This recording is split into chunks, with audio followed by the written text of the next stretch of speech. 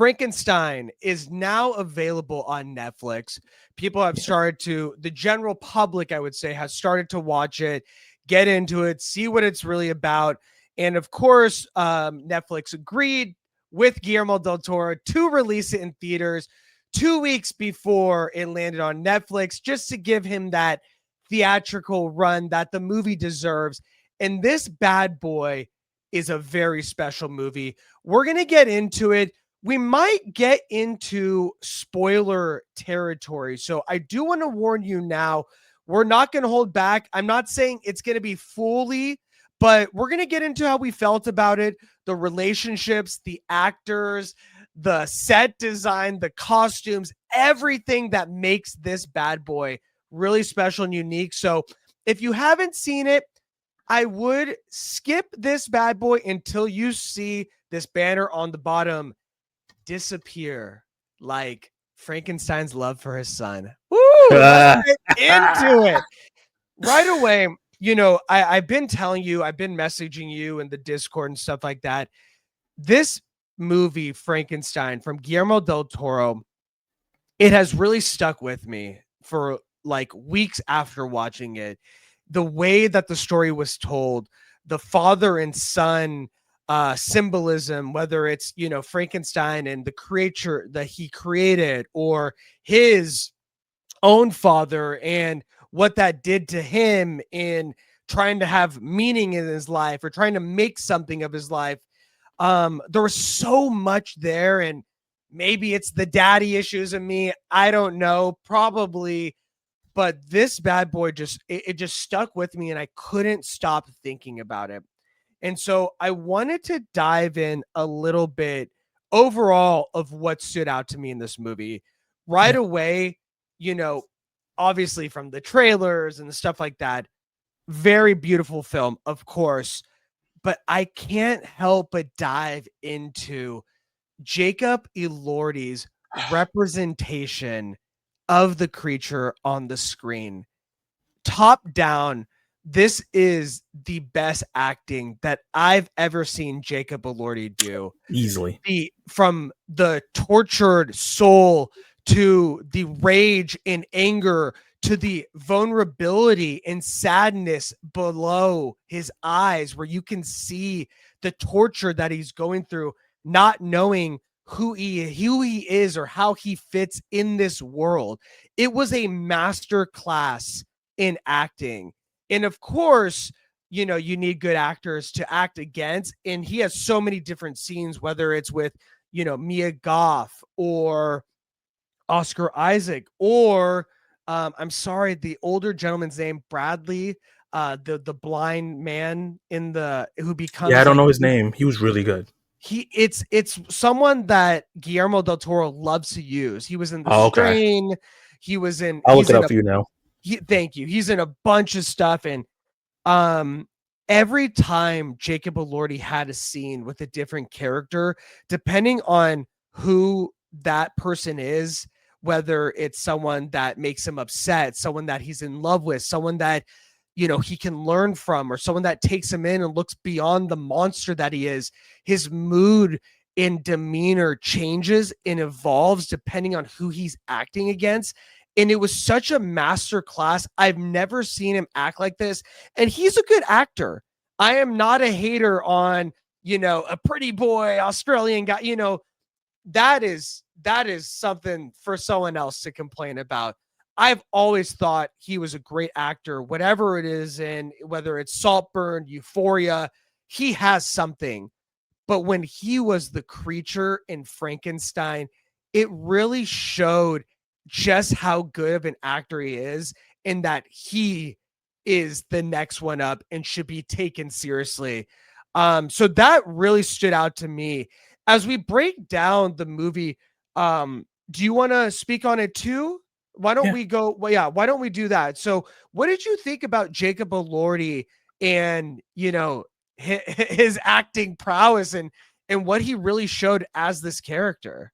Yeah, just to give a shout out to that actor you were talking about, the blind guy. His name is David Bradley. Just to give him his props. Thank you. But Jacob, I've been a fan of since Euphoria. He also was in the Priscilla movie as Elvis. Elvis, thank you. And and obviously in Saltburn and everything like that. I haven't seen too many of his projects outside of those, but Right. he was top of his game here. He had the weight of playing basically a giant baby in the beginning, learning Hmm. things, not being verbal, being able to express his feelings through just his eyes and body language, and just even the way he grunted and told a story. He was like a world within himself that was so fascinating. And then as the creature growed and he got more personality and kind of dived into his journey, he just got Hmm. so much range. You talk about the rage, but also his gentle giantness, his interactions with the blind man. It's just so much. It was so much heart that I wished. I know in the book they don't do this, but I wish they named him. I wish he had a name. Yeah, it would have Just been calling him the beautiful creature doesn't feel right. at the end. It would have been really beautiful if, you know, I guess we are spoiling because we're getting into it. But, in the end, and this is maybe something that stood with me because I never got an opportunity, but when he forgives his father, like it was such a beautiful moment. And it showed that, like, he's actually the most human in this story, that the creature, to have the capacity to go through what he went through, to be treated like how he was, and then to forgive his father for all of it in the end before he passes away, and Yeah, so that the creature can move on. um it would have been so beautiful if Oscar was like, I should have done this a long time ago, but we were going to name you boom. Jeremy. No, I don't know, but you know what I mean? Like, Yeah, so whatever something old timey something name like they could have that, figured like, out. because you saw in that moment, and I don't, and we'll get to Oscar Isaac in a minute because another masterclass, like always. But in that moment, when they are basically, he is owning up to how he treated his son, Yeah, and the creature is seeing that and being like, you know what, I forgive you. Like, at least we can have this moment to yeah, move on from this. Um, I really thought Oscar was gonna be like, I should have done this a while ago, but we were gonna name you Adam. I think that's what it is in the like Adam Frankenstein, something like that, like Adam and Eve. I thought there was something like that in the mm, book. I'm not so well versed, so someone can chime in later in the comments and let us know. But I yeah, thought it was like Adam or something like that. But I think you're right. I think that would have been the cherry on top of the cake to really make it full circle, to make him live the rest of his life as a real human being with a real name that his father gave him, you yeah. know? That would have been perfect. Woo! And it wasn't. It's not a big ding to this movie because there's No, so much that works. It's just something that I wish I would have saw because no. he felt like unlike most Frankenstein or not Frankenstein, but like movie creatures in the Yeah. Frankenstein movies that we get, he felt Uh-huh. like a person. A lot of times they don't feel like people. They kind of just feel like creatures or they feel like this shell of a monster that's trying to find humanity, but he felt like a full-fledged person. So it would have been cool to that we got that name.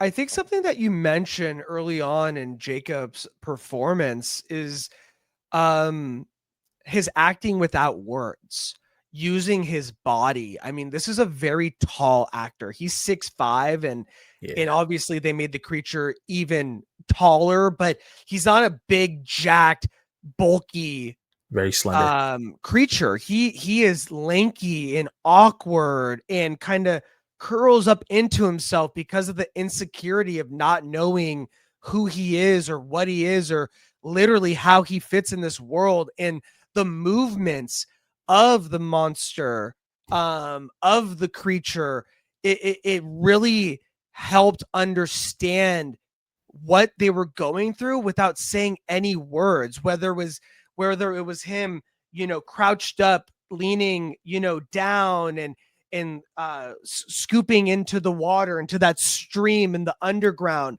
Yeah, seeing the leaf float down there, and him kind of ape like, where you're figuring out your muscle movements and motor how skills. to, yeah, your motor skills and hand-eye coordination, and you could really see, like you were saying, that he started from a baby in, a 7-foot body. But just the way that Jacob Elordi decided to move as the creature, and how the movements evolved as he was learning more about himself and about the world, and it changed throughout the movie. It was such like a thing that you think is like, it's something that you wouldn't necessarily think of unless you take a step back and you're like, oh, this is a baby learning how to crawl and then walk and then run. That Yeah. was such a great performance, and it's so subtle the way that he did it. And it reminded me of Emma Stone in Poor Things, which is kind of a Oh yeah, Frankenstein story in itself. great Um, Frankenstein movie, I think. yeah, You know, fantastic. Love that film. So and she was a baby for a big chunk of that movie, where she yeah, was just, even more than this version. So, but yeah, that reminded me, like, oh wow, that's so cool that we have a different, like, the male perspective on this, and how it's so different, and how so into himself he was, and trying to figure out who he was, and what to say, and how his feelings can reflect in him just saying Victor. He said Victor in so many different ways, and love, and solemn, Vector. and Like, anger, and being scared, like, oh my god, where are you, come save me. it's the first word that he learned. You know what I Yeah, mean? And I think you make such a good point. Like, even the evolution of the creature saying the name Victor evolved over time as he became more intuitive with who he is as a yeah, person and how he wants to live in this world. And, acting against David Bradley, this, blind man who knows that there is this guardian angel living in their walls, helping this family and leaving food out for him and leaving clothes out for him, and then slowly getting to meet each other in person, and teaching him how to read and how to write. And you really see in another way a stepfather and son relationship with it, which is also something that you don't get to see a lot in movies, is that, father figures can come from every which way. You know what I mean? yeah, And this was more of a father to him than the person that created him. yeah, And seeing just someone, all it takes is one person to show you humanity and to treat you like a real person, like an individual, not like a monster, and accept you for that. It changes your whole life. And that's who that was for Jacob Elordi's creature. And it really showed this like deep love for someone that saw him past the monster that he thought he was. And that was something really yeah. beautiful. It's so funny because that sequence, that whole section of him finding that cabin, helping that family in the shadows, then eventually talking to the blind man and getting a relationship with him in a wholesome way, and learning. He taught him words and about the world, and all this Yeah, other stuff. It's the most wholesome aspect of the film, because the film is so, I want to say chaotic, but what, drowned in chaos and trauma and things. So tragedy. we Yeah. we stop at a point and we get into this wholesome moment, and the wholesome moment also leads to the most tragic moment in the film. That I remember watching in the theater, and I'm so glad that you egged me on to watch it in the theater, because watching this on the TV wouldn't have Yes. been enough. I can hear my crowd go, "Oh no, no, no, no!" when the wolves attack. Yeah. How tragic that was, and how devastating that was, because it was just tragedy after tragedy for him, right? He Um, can't catch a break. Like, couldn't even catch a break. the one moment of real love in his life taken away again. It's like he Yeah, can't catch a break, and you feel so much for him in that moment. Um I also, I want to talk, because you mentioned, at that point where it's, because the flow of the movie is really well, where it's the perspective of Victor and then it's perspective of the creature and different narrators. I really love that moment. And they do have that, that softer moment of the creature's point of view and what he went through. That was really cool. yeah, But I really love Oscar Isaac's Dr. Frankenstein's trajectory, because it lined up perfectly with the flow of the movie. And what I mean by that is in the beginning, we see Dr. Frankenstein as this hopeful hero scientist trying to push the bounds of creation, and you really champion him, and you're like, yes, he's crazy, and he's pushing science forward in a way that others are too scared to, and and you're following him through this journey. And then there's a point in the story after the creature's created and after you see the relationship and how he's treating him, and how he's treating Mia Goth, that she's, just a piece of to own and take it from his brother. And you slowly start to see the evolution of Victor from the protagonist that you thought was going to be in this movie to the antagonist, that Yeah. he is actually the monster of the story. And it was such a great way to tell the story of Dr. Frankenstein, really to show us that he is the true monster of the story, but it devolved over time from someone Yeah. that you thought was like the hero that you could be proud of to someone that was like disgusting and the true monster and the villain of the story. And to your point, it happened at the point where you realize, oh my gosh, he is the monster of the story. Yeah. And then the creature is like, let me tell you, my maker got to tell you his version. Let me tell you my story. So it was like we got to the point where the positions change, where the creature is the hero and Dr. Frankenstein is the villain of the story. And now you get to hear it from the creature's point of view. And it was such a beautiful transition and like an aha moment. I thought Guillermo did that so beautifully. And I want to say, to piggyback off that, in terms of like Guillermo's brilliance in here, a lesser filmmaker would have made it where the creatures is just retelling the same moments we just saw, but from his point of view, and it would have felt repetitive. But he just Mm-hmm. continues the story from where Victor leaves off, which I thought was great. It didn't stop the momentum of the film. It just continued on, but with a new perspective. And in your head, the whole thing switches. So it does Yeah. so much at one time that makes the movie feel so quality. I think you're right. I think it's just a master class all around in storytelling, especially because I honestly never felt a lull in the movie. I really thought because of the way that he told it from the different perspectives, and we talked a lot about that, with weapons, telling it from different perspectives to really carry the audience through and have those aha moments. That's exactly what Guillermo gave us with using and playing with the antagonists and protagonists of the story and really have the audience find out what is what while you're going through the journey. And I thought he did that in such a great way.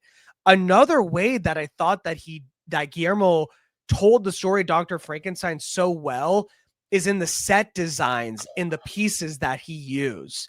As we can see from the picture here, I mean, his laboratory is another um character in Yeah. itself.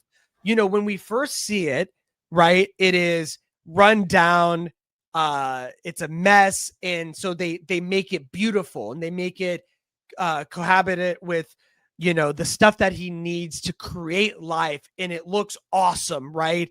And Medusa's on the wall, and there's the symbolism of Medusa, this misunderstood monster that can't help but turn people into stone, even though they don't want to. It's a Yeah. effect that they have that they don't have control over.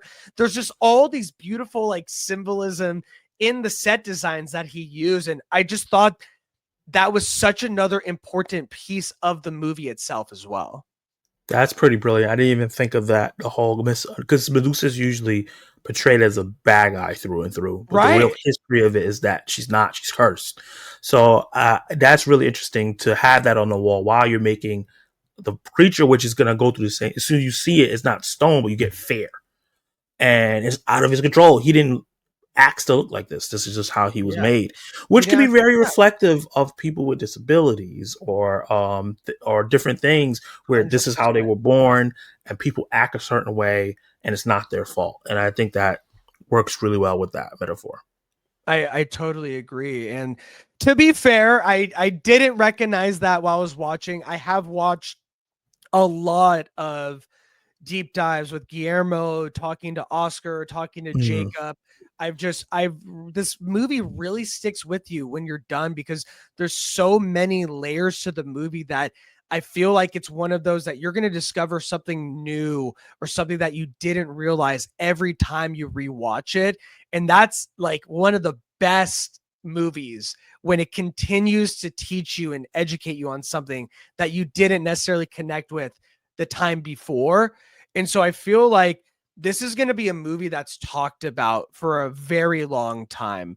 I want to ask you, based on, your feelings of the movie, the reception has been overwhelmingly positive.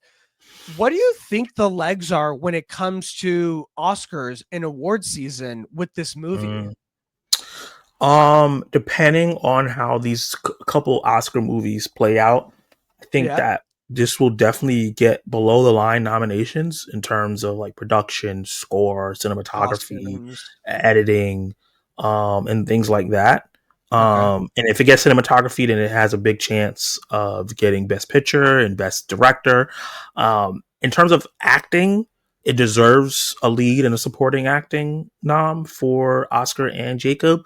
But it's just this year is filled with so many genre films that can get nominated.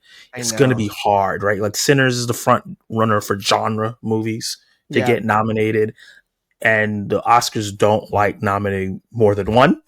So I know. to see maybe three get nominated is a lot. Um, That'd be but crazy. it will be Weapons, so good. Frankenstein, and Right. And Sinners. Sinners, It's like a genre movie lovers fantasy, and they're to also finally be different. seen. All different. All Yes. completely different films, all different kinds of performances. Like even like I'm thinking about I saw Predator Badlands that can get nominated for VFX and Awesome. maybe some other things when in the technical aspect. So it's another genre movie that possibly could get nominated as well. So I think that Frankenstein has a really good chance because Gilmore has won before. He Yep. is a darling of this.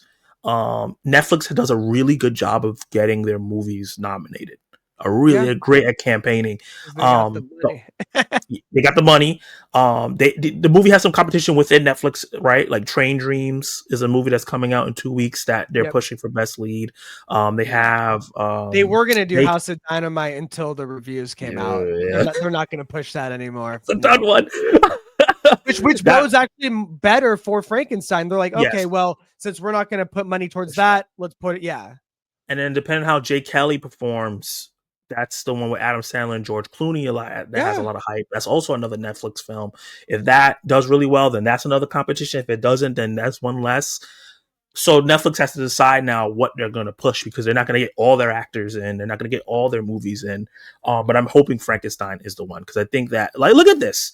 Like, this is a work of art. Incredible. When I tell people about it, I literally every time I say every scene could be its own best painting that you've ever seen in your life. Yeah. Like it is so beautiful. Every scene is like I want that poster on my wall. And Yeah. it's just there's so many components that make a great movie, right? Like the acting, the way the story is told, the cinematography, the costumes, the sound, the set design, everything goes into it. And I feel like this Frankenstein movie checks off all those boxes. At least for me, I really feel like it does. I agree. I think it checks all the boxes in terms of everything you need for such an epic story. We don't get a lot of fantasy films Yeah. lately, and I've been saying this in my head like we need more fantasy. We need more swashbuckling. We need more films that feel big and epic but have heart and something to say. And this definitely leans into that. So hopefully this is a start of something that can let other directors have a chance. Like look what Guillermo did. Let me maybe not get the same amount of budget, but let me get 80 Right. million and try No, to do no, something, you know? 100%. And also the fact that they only gave this a week or 2 weeks Right. was a mistake because we're going to talk about October, But October was so weak in the box office. If they would have gave this a full rollout, this movie could have made a lot of money. Yeah, I would have Um, seen it on Halloween. I think that would have been yeah, a there was great nothing on movie. Halloween. That's No. insane. And we're gonna get to that. We definitely are gonna get to that soon because that is very telling of where we are in the theaters. And this bad boy, it was made for 120 million. So honestly, with how beautiful it looks, that's not a lot. I don't think. I think that's actually a pretty good, not overblown budget for Yeah, how good this movie looks. So and the scope hopefully they take some lessons from that. And and there's a lot more we can talk about. I mean, Mia Goth, I think she classes up the joint. She played two roles. She she's lethal. played Dr. Frankenstein's mother. Did you know that? That was her. That was her, and also the love interest. So she can transform. I know some people like she bothered them a little bit. I saw some friends talking about it. Yeah. Yeah, they were just like, yeah, her performance was like kind of like whiny and annoying. I didn't see that. Yeah, I did not see that, but I think you guys should go see this movie and judge for yourself because it is an extremely poignant movie that will hit you in the right place and resonate with a lot of people who have a lot of different relationships that they can see relate into this movie, whether it's with your parents, your loved ones, whatever it is. I really feel like there's something for everyone in this movie. So if you haven't seen it, go Well, to your Netflix. couch to Netflix, put it on, and drop a comment below and let us know what you think. Did you enjoy the movie? Maybe there's some things that you thought they could have done better. We'd love to hear your thoughts. Before you move on, I just want to Yes. say one thing. I was thinking of this This back. when you were talking about the film and the structure of it. Yes.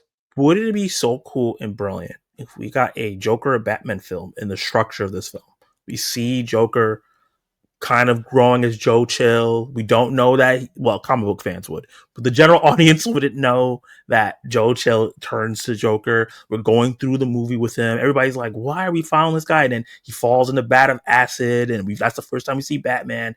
And then the perspectives of the movie changes, I and we think get that's emotionally brilliant. attached to this mysterious Joe Chill character that Batman mistakenly put in a vat of acid. He becomes this evil thing, and then we get Batman's perspective, and the story moves over. I think that would be brilliant if someone I could think pull that that's off. brilliant. And it shows how closely tied they are together that one can't exist without the other. And you just made me actually realize Guillermo del Toro would make an epic Batman movie. He would Oh, make a sick Batman Andy, movie. get out of here! His Gotham. Sorry, Andy. Another Latino should should take the director's chair because his Gotham, the creatures in it, the DCU creatures that he could mess with. Oh my Oh god! my goodness. So that is that. We can wax poetic. Let us know what you think. Also, let us know, how would you like a Guillermo del Toro Batman movie? I think that would be incredible. Drop a comment below.